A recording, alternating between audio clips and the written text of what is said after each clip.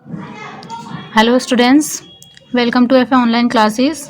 Students, आज हम 6th class की हिंदी की पाठ्य पुस्तक वसंत में से पाठ 14 लोकगीत के बारे में पढ़ेंगे।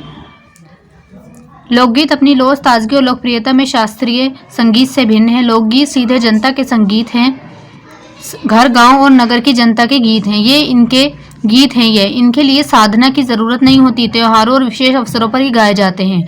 सदा से ये गाए जा रहे हैं और इनके रचने वाले भी अधिकतर गांव के लोग ही हैं। स्त्रियों ने भी इनकी रचना में विशेष भाग लिया है।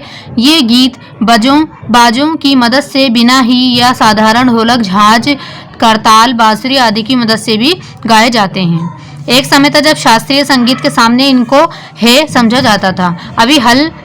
अभी हाल तक इनकी बड़ी उपेक्षा की जाती थी, पर इधर साधारण जनता की और जो लोगों की नज़र फिरी है तो साहित्य और कला के क्षेत्र में भी परिवर्तन हुआ है।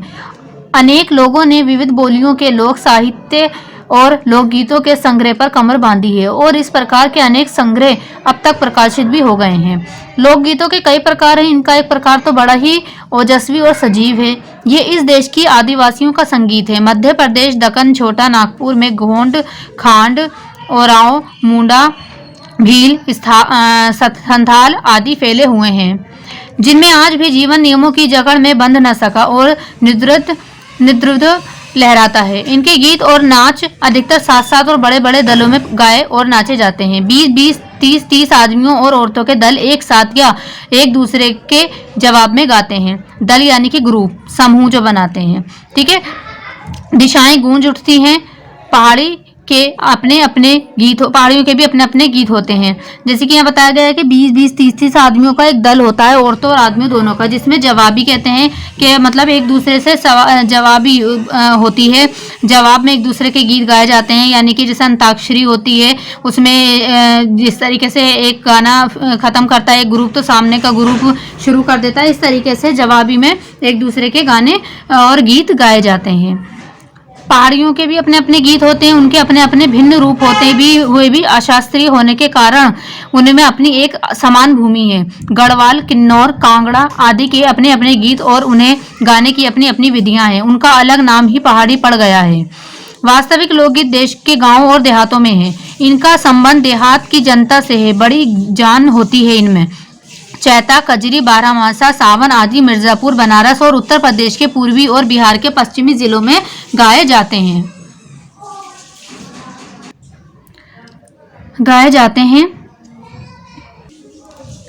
बाउल और भतियाली बंगाल के लोकगीत हैं। पंजाब में माहिया आदि इसी प्रकार के हैं। हीर रांझा, सोनी, महिवाल संबंधी गीत पंजाबी में और ढोला मारू आदि के गीत राजस्थानी में बड़े चाव से गाए जाते हैं। तो यहाँ पर ये एक गीतों के बारे में बताया कि हर गांव का हो, जयपुरी गीत हो, जैसे कि हर जगह के अपने अपने गीत होते हैं जो कि गाए जाते हैं। इन देहाती गीतों की रचयिता कोरी कल्पना को इतना मान न देकर अपने गीतों के विषय रोजमर्रा के बहते जीवन से लेते हैं, जिससे वे सीधे मर्म को छू लेते हैं। उनके राग भी साधारणत पीलू, सारंग, दुर्गा, सावन, सोरठ आदि हैं। कैरवा, बिरहा, धोबिया आदि देहात में बहुत गाए जाते हैं और बड़ी भीड़ आकर्षित करते हैं। इनकी भाषा के संबंध में कहा जा चुका है कि ये सभी लोकगीत गांव और इलाकों की बोलियों में गाए जाते हैं। इसी कारण ये बड़े आहतकार और आनंददायक होते हैं। राग तो इन गीतों की आकर्षक होती ही है। इनकी समझी जा सकने वाली भाषा भी इनकी सफलता का कारण है। भोजपुरी में करीब 30-40 वर्षों से विदेशिया का प्रचार हुआ है। गाने वालों के अनेक समूह इन्हें गाते हुए देहात में फिरते हैं। उधर के जिलों में, विशेषकर बिहार में, विदेशिया से बढ़कर दूसरे गाने लोकप्रिय नहीं हैं। इन गीतों में अधिकतर रसिक प्रियों और प्रियाओं की बात रहती है। परदेशी प्रेमी की और इनसे करुणा और विरह का रस बरसता है। जंगल की जातियों आदि के भी दल गीत होते हैं जो अधिकतर बिरहा आदि में गाए जाते हैं। पुरुष एक और स्त्रियां दूसरी ओर एक दूसरे के जवाब के रूप में दल बांधकर गाते हैं और दिशाएं गुंजा देते हैं। पर इधर कुछ काल से इस प्रकार के दलीय गायन का हास हुआ है। एक दूसरे प्रकार के बड़े लोकप्रिय गाने आल्हा के हैं। अधिकतर ये बुंदेलखंडी में पाए जाते हैं। आरंभ तो इसका चंदेल राजाओं के राजकवि जगनिक से माना जाता है, उसने आल्हा उदल की वीरता का अपने महाकाव्य में बखान किया है, पर निश्चय ही उसके छंद को लेकर जनबोली में उसके विषय को दूसरी देहाती कवियों ने भी समय समय पर अपने गीतों में उतारा और ये गीत हमारे गांव में आज भी बहुत प्रेम से गाए जाते हैं। इन्हें गाने वाले गांव-गांव ढोलक लिए फिरते हैं। इसी की सीमा पर उन गीतों का भी स्थान है जिन्हें नट रस्सियों पर खेल करते हुए गाते हैं। अधिकतर ये खद पदात्मक और इनके अपने बोल हैं। अनंत संख्या अपने देश में स्त्रियों के गीतों की है। ये तो गीत भी लोकगीत और पर अधिकतर इन्हें औरतें ही गाती हैं।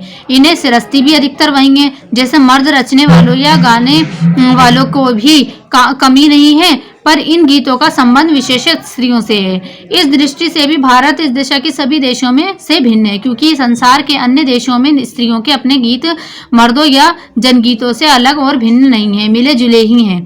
त्योहारों पर नदियों में नहाते समय के नहाए जाते हुए राह के विवाह के मटकोण, जीवनार के संबंधियों के लिए प्रेमयुक्त गाली के जन्म आदि सभी अवसरों के अलग अलग गीत हैं जो स्त्रियां गाती हैं। इन अवसरों पर कुछ आज से ही ना बड़े प्राचीन काल से वे गाती रही हैं। तो जैसे कि यहाँ तक इसमें बताया गया है कि हर जगह का अपना अपना एक गीत होता है, ठीक है, जहाँ के लोग वो खुद मतलब उस भाषा को अपनी लैंग्वेज में, अपनी भाषा में गाते हैं, ठीक है, सब जगह के। और ज़्यादातर जो गीत ये गाए जाते हैं लोकगीत, ये स्त्रियों और पुरुषों का एक समूह होता है, एक ग्रुप बनाकर तब गाते हैं, जवाबी में गाते हैं, ठीक है। जितने जैसे इस चैप्टर में उन्होंने बताया है कि पहाड़ियों के, जंगलों के, देहातों के, गाँव के, हर जगह के उन्होंने अपने अपने गीत बताए। यहाँ तक कि जो गली में आपने देखा होगा, गलियों में दिखाने के लिए खेल आते हैं, रस्सी पर चढ़ने का, किसी भी तरीके का, तो उनके भी अपने अलग गीत होते हैं। जो नट बटियार लोग होते हैं,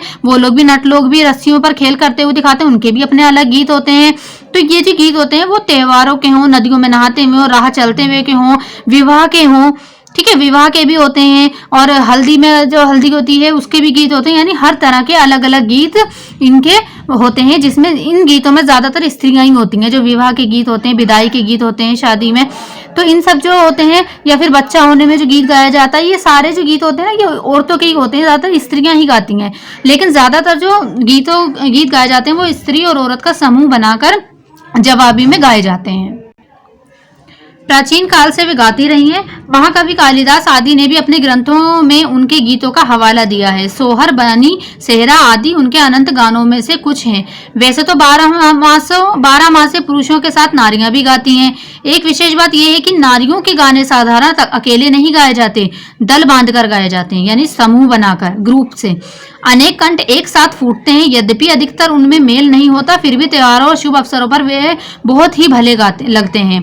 गांव और नगरों में गायिकाएं भी होती हैं जो विवाह, जन्मदिन, जन्म आदि के अवसरों पर गाने के लिए बुला ली जाती हैं। सभी ऋतुओं में स्त्रियां उल्लसित होकर दल बांधकर गाती हैं, पर होली, बरसात की कजरी आदि तो उनकी अपनी चीज है जो सुनते ही बनती है। पूरब की बोलियों में अधिकतर मैथिल, कोकिल, विद्यापति के गीत गाए जाते हैं, पर सारे देश के कश्मीर से कन्याकुमारी, केरल तक और कठियावाड़, गुजरात, राजस्थान से उड़ीसा, आंध्र तक अपने अपने विद्यापति हैं।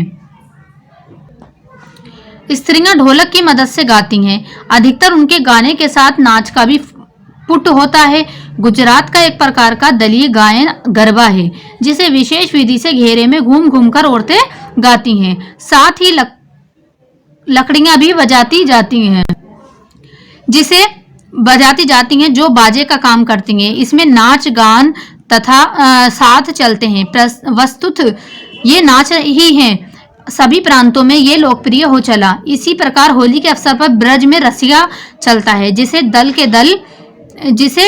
के दल लोग गाते हैं, स्त्रियां विशेष तौर पर।